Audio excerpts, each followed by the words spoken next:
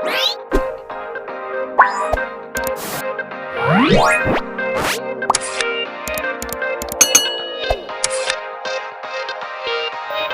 वालेकुम दोस्तों, आज मेरी जो वीडियो है वो है हमिंग बर्ड के ऊपर। हमिंग बर्ड अब पाकिस्तान में इन दिनों में आया हुआ है और बेचारा गर्मी की वजह से, गर्मी की शिद्दत की वजह से बहुत ही ज़्यादा ये मर रहे हैं।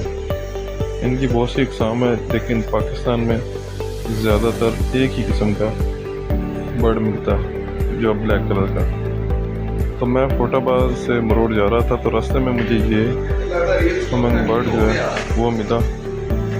और ये गर्मी की वजह से, पानी की कमी की वजह से, फूलों में इनकी खुराक है उसकी कमी की वजह से ये मर गया था। तो ऐसे मैंने बहुत से परिंदे कई दफ़ा रोड पर मरे हुए देखे हैं।